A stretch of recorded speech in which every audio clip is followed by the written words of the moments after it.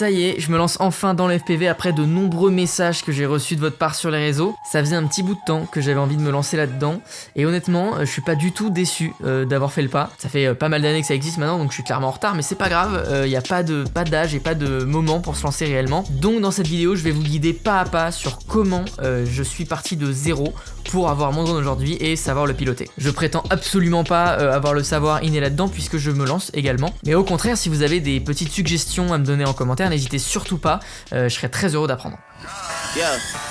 Donc la première question que je me suis posée quand j'ai voulu me lancer dans le FPV, c'était qu'est-ce que je vais en faire de ce drone? Est-ce que c'est pour faire de la course? Est-ce que c'est pour faire de l'image? Est-ce que c'est pour faire de l'image en intérieur? Et compte tenu des tournages que je fais à côté de ma chaîne, je me suis rendu compte que le drone le plus adapté à mon usage, c'était un Cinewhoop. Le Cinewhoop, c'est vraiment un drone qui est fait pour faire de l'image. Il est petit, peut faire des mouvements très précis, mais quand même peut avoir suffisamment de pêche pour faire des mouvements assez rapides, passer au ras du sol et faire des mouvements assez cinématiques. Le seul problème des Cinewhoop, c'est que généralement, c'est des drones qui sont extrêmement lourds pour leur taille, donc c'est pas l'idéal pour faire des tricks un peu dans tous les sens, mais par contre pour voler en intérieur, vu qu'il y a des protèges hélices généralement sur les côtés, c'est parfait. Au pire, s'il se crache, ça fait pas beaucoup de dégâts, ça ne casse rien et surtout ça blesse personne. Et maintenant qu'on a fait notre choix de drone, on peut créer notre config. Dans le FPV, il existe des drones BNF, Bind and Fly, qui veulent juste dire qu'ils sont prêts à voler. Donc vous le sortez de la boîte, vous le configurez vite fait et hop, il vole. Mais vous commencez à me connaître sur la chaîne, mon truc c'est de bricoler des trucs. Donc on va le fabriquer, ce drone. Et plus que ça, on va pas juste acheter un kit, on va créer notre kit. Donc tout d'abord, on va sélectionner la frame. C'est le squelette du drone, c'est ce qui tient un petit peu tous les composants sur le drone. Et c'est aussi ce qui va définir l'aspect physique de notre quad. Bref, on met une frame dans notre panier. Ensuite, j'ai choisi le type de batterie et le type de moteur en fonction de la réactivité que je voulais. Je voulais quand même un drone qui ait un peu de patate, donc je suis parti sur une batterie 6S. Et pour les moteurs, j'ai choisi du 2350 kV. Ce que ça signifie, c'est que pour chaque volt, on pourra avoir jusqu'à 2350 tours minutes. Donc en gros, plus la tension de la batterie est élevée et moins on a besoin de kV pour arriver au même nombre de tours minutes. Donc moi, ce que j'ai pris, c'est un petit peu élevé, mais ça fera très bien le taf. Donc on met dans le panier les moteurs et les batteries. Je dis les batteries parce que sur une batterie vous avez à peu près 3-4 minutes de vol, grand max. Tant qu'à sélectionner les moteurs, on va tout de suite sélectionner les hélices. Donc ça, généralement, il y a des hélices compatibles avec vos moteurs, voilà, faut pas trop s'embêter. Là, les puristes vont m'arrêter puisqu'effectivement il existe un tas de types d'hélices différents qui ont pas le même pas, qui ont pas le même nombre de pales, mais il se trouve que j'ai pris personnellement les hélices qui étaient conseillées avec les moteurs et ça marche très bien. Et maintenant on va rentrer dans le vif du sujet, on va sélectionner la FC, la Flight Controller, la carte de contrôle en gros. L'ordinateur de bord qui va vous permettre tout simplement de faire voler votre drone. C'est lui qui va déterminer quelle puissance il faut donner à quel moteur pour faire voler votre drone en fonction des commandes que vous lui donnez. Et vous pouvez aussi lui coller un GPS, un buzzer et tout un tas de capteurs, des LED, enfin ce que vous voulez en fait. Et couplé à la carte de contrôle, on a ce qu'on appelle un ESC, un Electronic Speed Controller. Voyez ça un petit peu comme un ampli en gros. La carte de contrôle envoie des signaux à l'ESC et l'ESC amplifie ces signaux pour les envoyer vers les moteurs. Et nous, pour un souci de place, puisque vraiment un Cinewhoop c'est très petit, on va se pencher sur une AIO All-in-One. Donc c'est une carte qui comporte et l'ordinateur de bord et le SC. Donc ça veut dire qu'on va pouvoir brancher directement nos moteurs sur la carte de contrôle sans devoir empiler deux cartes. Et pour faire les choses vraiment bien, mais ça c'est vraiment pas obligatoire, j'ai ajouté un buzzer pour retrouver le drone si jamais on le paume et que la batterie se débranche, et un GPS. Pareil, vu que je suis novice et que je vais le cracher loin, je sens, je vais pouvoir le retrouver beaucoup plus facilement, même en regardant les coordonnées GPS s'il y a besoin. Mais surtout, pardon, j'ai pas rajouté ça, c'est que ça va nous permettre de connaître notre vitesse. Puisqu'il n'y a pas de compteur de tours minutes de roue, comme sur une voiture, puisqu'il n'y a pas de roue, c'est un drone. Avec le GPS, on peut avoir vraiment la vitesse exactement comme Waze, par exemple. Ce qui va nous manquer maintenant, c'est un système pour communiquer au drone à distance, sans fil évidemment. La radiocommande, j'ai pris une TBS Tango 2. Elle est incroyable, elle est vraiment incroyable. Il y a un max de menus, on peut régler un maximum de trucs. On peut aussi la brancher à l'ordinateur pour faire du simulateur, ça vous allez le voir juste après. Et moi j'ai des petites mains, donc pour moi c'était parfait. Donc là on a la radiocommande, il nous faut maintenant le récepteur avec lequel la radio va communiquer. Donc ce récepteur il va recevoir les ondes et il va envoyer la data vers la carte de contrôle. Et boum, on met tout ça dans le panier. Ensuite, et c'est là que j'ai un petit peu fait l'américain, il va nous falloir un système de transmission vidéo pour pouvoir piloter le drone. Oui, évidemment, ce drone ne se pilote pas à vue, on le pilote en regardant l'image qu'une caméra embarquée va nous retransmettre. Donc, j'ai pris le saint graal des systèmes de transmission vidéo, le système DJI O3, qui est apparemment le système le plus performant. Déjà, c'est du numérique, donc fini les énormes lignes et les pixels du système analogique qu'il y avait avant. C'est du numérique qui a l'air assez fiable, la caméra embarquée a l'air vraiment bonne. Ça coûte une blinde, donc vous n'êtes pas obligé du tout de prendre la même chose, surtout qu'il existe un tas d'autres systèmes numériques, hein, d'autres marques, mais j'avais envie de me faire plaisir, donc je l'ai pris. Et le pire, c'est que je me suis pas arrêté là, puisque du coup j'ai pris les lunettes de chez DJI. Voilà, donc je vais manger de l'eau en fin de mois. J'ai pris une GoPro Hero 11, je sais que la 12 vient juste de sortir, mais à l'époque où je l'ai achetée, elle n'existait pas. Et c'est cette GoPro qui va me permettre de faire les images que je vais ensuite exploiter dans mes montages. Et c'est vrai que l'image brute de la GoPro est complètement inexploitable, mais la GoPro Hero 11 enregistre les données gyroscopiques qu'il y a eu pendant le vol. Donc, avec un logiciel comme Gyroflow, qui est vraiment incroyable, vous allez pouvoir stabiliser de manière complètement tarée et débile vos images. Et maintenant, on peut passer cette fameuse commande qui va faire archi mal, et on peut se lancer dans la fabrication. Alors je tourne cette séquence après avoir fabriqué le drone, donc j'ai vraiment le recul sur la fabrication du drone. Rajouter au budget du drone une imprimante 3D et beaucoup de filaments flexibles, vraiment j'insiste. Avec la frame que j'ai sélectionnée, il y a plein de pièces déjà imprimées en 3D qui sont fournies avec, mais j'ai dû remodéliser à peu près toutes les pièces puisqu'il n'y en avait pas une seule qui convenait, ça m'a rendu complètement ouf. Mais comme vous êtes des petits chanceux, toutes ces pièces que j'ai remodélisées sont disponibles en description.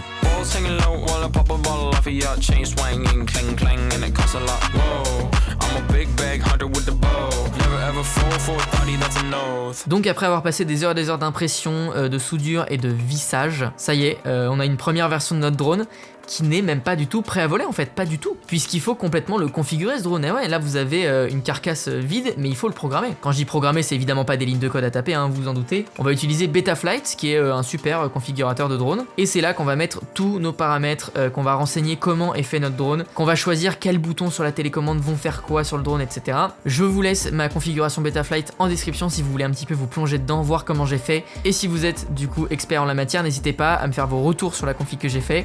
Je l'ai fait en suivant des tutos sur internet, donc voilà, ça n'a pas été fait par un pro, mais ça vole, franchement ça marche, donc voilà. Et ça y est, on est enfin prêt pour notre premier vol, et non, pas du tout, parce que là, on sait pas piloter en fait. Donc, avant notre premier vol, on va faire du simulateur. Et pour ça, je remercie du fond du cœur mon pote Aurélien, Azap FPV, qui m'a permis d'avoir ce simulateur et qui m'a surtout formé en fait sur le simulateur. C'est pas facile, on se crache beaucoup, mais franchement, c'est assez cool. Ok, on est maintenant avec Aurélien, pilote de drone pro. J'ai regardé l'écran. Ah oui, non, la caméra est juste oui, là. Oui. Et oui. Donc Aurélien est venu chez moi pour m'apprendre à piloter des drones, tout simplement. Donc du coup, le simulateur, c'est Trip FPV. C'est un simulateur français. Je remercie Armand et Trip FPV du coup qui nous ont filé une clé en fait que tu vas pouvoir garder tu sais, pour en même temps que la radio pour t'entraîner entre nos deux sessions. Ok, génial. Et ben on va faire apprendre à voler, on va voir ce que ça donne. On essaye On va essayer le tuto direct. Donc je dois apprendre à décoller et survoler pendant 4 secondes. Attends, je l'avais. Remets. Yes. Ok, let's go. Donc là il y a 3 portes à passer. Ah, et là on attaque les virages. Vas-y, on va voir comment tu t'en sors. On va voir déjà comment tu t'en sors parce qu'à mon avis. Je pense qu'il va falloir jouer un peu sur le yo, j'imagine. Exact. Le yo et le roll. Génial. Ah, je l'ai pas vu. Je l'ai ou pas, non? Non, je pense pas que tu Putain, merde, non. Là, ensuite. Là, comme ça. Voilà. Yes. Parfait, ouais. Ok, ça va être easy. Ok. En faisant le montage de cette séquence, je me suis rendu compte qu'on n'avait pas une réelle bonne impression d'à quel point c'était difficile de piloter un drone FPV. Ça, c'est un Mavic. C'est un drone très connu de chez DJI, c'est fait pour faire de l'image et ça se pilote pratiquement tout seul. C'est-à-dire que vous pouvez complètement lâcher la radiocommande et il va se stabiliser tout seul. Et aussi, le mode de pilotage est stabilisé. Ce que ça veut dire, c'est que sur votre radiocommande, si vous mettez le stick à fond vers la droite, le drone va commencer à pivoter, puis il va se bloquer dans une position et il va aller vers la droite. Et quand vous lâchez le stick, donc que le stick revient vers le milieu, le drone va également revenir vers le centre, il va se stabiliser et voilà, vous pouvez lâcher la radiocommande. Alors qu'un drone FPV, ça n'a rien à voir, on le pilote en mode accro. En gros, le mode accro, c'est vous avez votre stick, vous le mettez vers la droite, là le drone va commencer à pivoter et il va continuer de pivoter tant que vous avez le stick vers la droite. Et quand vous lâchez le stick, donc que le stick revient vers le milieu, le drone va pas se stabiliser à l'horizontale, il va s'arrêter dans la position où il était. Donc c'est à vous de venir restabiliser le drone, recompenser avec les sticks pendant toute la durée du vol. En mode accro, c'est donc impossible de lâcher la radiocommande puisque le drone commencera à partir n'importe où. On est constamment obligé de recompenser la position du drone. Et une fois qu'on s'est suffisamment entraîné sur le simulateur, on peut enfin faire notre premier vol. Premier vol. Ok, alors attends, je vais t'installer là-bas. Ah, c'est excellent. Oh, je me sens déjà dedans. Ok, donc là, je peux armer. Ça va armer. Et voilà, et maintenant tu reprends la main comme en vrai. Ok. Et c'est parti. Alors voilà, c'est là où ça va être un petit peu différent du 5 pouces à l'habitude. Ah, c'est excellent. Mais c'est un truc de ouf. Waouh, la dinguerie.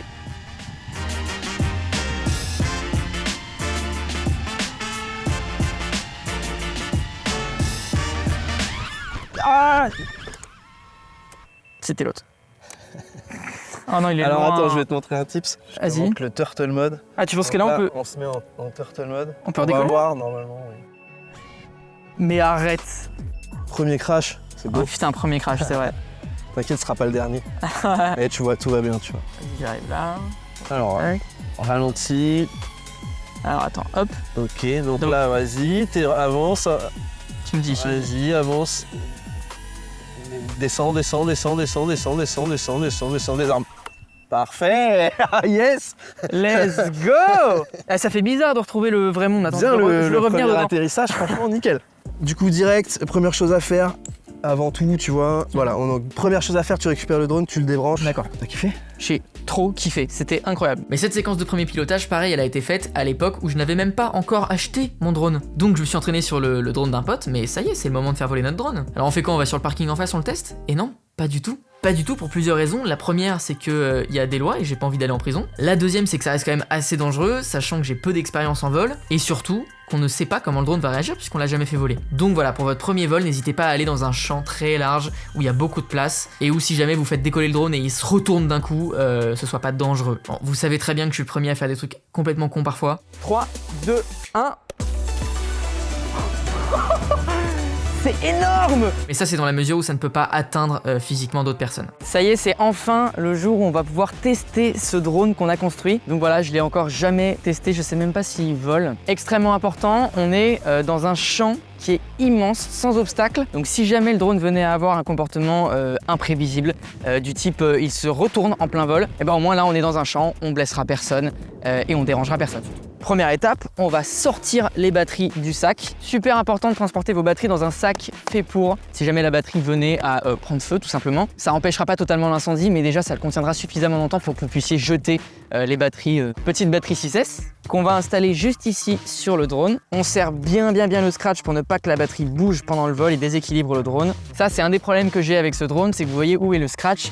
Ça fixe pas tant que ça la batterie, c'est-à-dire qu'elle peut encore bouger. L'idéal aurait été que le scratch soit au milieu de la batterie. Ici, la radio qu'on va allumer en appuyant sur le bouton en dessous. On peut aussi brancher le drone évidemment pour le démarrer.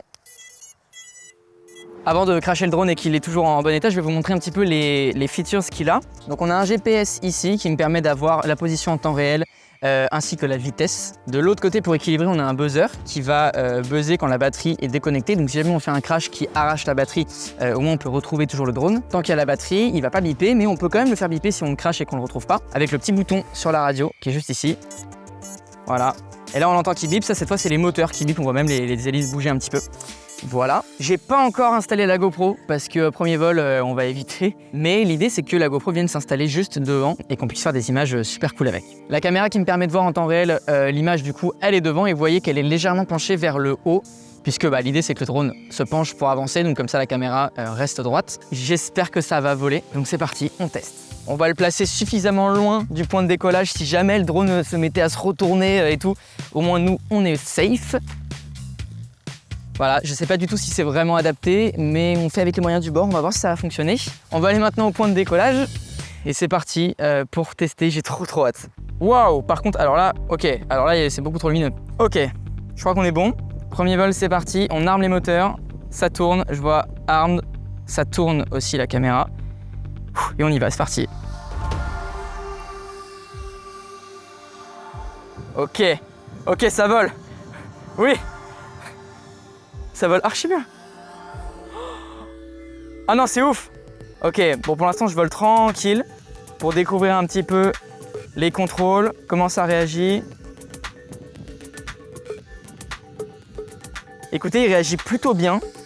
J'imagine qu'il y a un max de réglage que je pourrais faire pour voler encore mieux. Notamment, déjà, je remarque que la caméra FPV tremble beaucoup trop. Et ça, c'est certainement dû au fait que la pièce que j'ai imprimée en 3D pour tenir la caméra est beaucoup trop molle. Donc ça peut certainement se résoudre en imprimant la même pièce avec du filament un petit peu plus dur. Ça, j'ai essayé de l'expliquer, mais j'étais tellement dans mon truc, c'est incompréhensible. J'arrive même à faire une petite loupe. Alors, au niveau de la batterie, donc vous voyez qu'en haut, alors attends, parce que mes lunettes sont pas parfaitement réglées, mais en haut, on a la distance au point de départ avec la flèche pour le GPS pour nous dire dans quel sens on doit aller. Donc hop, vous voyez la flèche qui tourne en même temps que moi je tourne. On a l'altitude et la longitude. Et on a également la vitesse du drone. Du coup, premier vol réussi, tout se passait très bien jusqu'au moment où... Et donc je vous propose de faire un petit test pour savoir jusqu'à quelle vitesse on peut aller. Il nous reste pas beaucoup de batterie, mais juste on va le faire, c'est parti. 4... Oh, crash. Crash. Je l'ai crashé. Ouais, j'ai atteint 98 km/h et le drone s'est crashé. C'est un signe whoop. C'est pas du tout fait pour voler aussi vite. Donc j'ai tout simplement fait fondre les moteurs tellement j'ai poussé sur les gaz. Autant vous dire que je suis un peu deg de pas avoir dépassé les 100 km/h. Mais après ce test, j'ai remplacé les petits moteurs que j'avais de base par des plus gros moteurs. Et là c'est bon, le drone était réparé. J'ai pu refaire des images magnifiques d'ailleurs quand j'étais à l'Île-Dieu pendant l'été.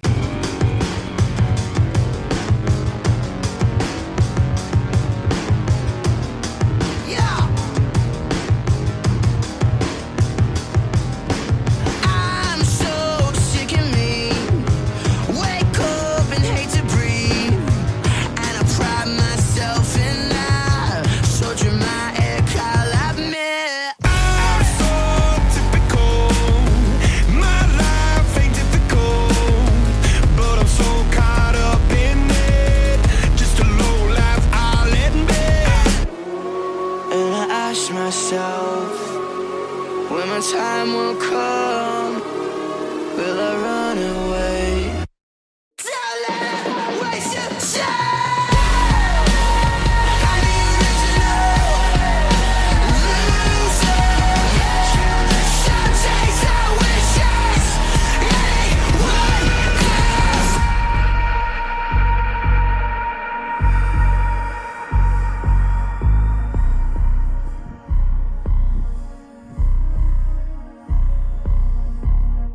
Et ça y est, je me suis lancé, je l'ai fait, je m'étais promis de le faire avant la fin 2023, j'ai réussi. J'espère que vous, maintenant ça va vous motiver à vous lancer, vous avez plus d'excuses, vous avez un tuto complet pour ça. Évidemment le drone va être amené à évoluer, il y a pas longtemps j'ai fait un vol où la batterie s'est un petit peu enlevée pendant le vol et donc ça a refait cracher mon drone. Ce genre de petites améliorations à faire, de mettre un scratch plus gros, plus solide, peut-être des pads antidérapants pour pas que la batterie puisse glisser et s'échapper du drone. Et maintenant tout ce qui me reste à faire c'est continuer à m'entraîner, à pratiquer pour avoir le plus de skills possible et finalement ajouter une compétence en plus à des futurs tournages. J'espère que ça vous a plu, j'espère que ça vous a motivé, n'hésitez pas à poser vos questions en commentaire ou à donner des suggestions tout simplement. Et moi je vous dis à la prochaine pour des trucs de fou.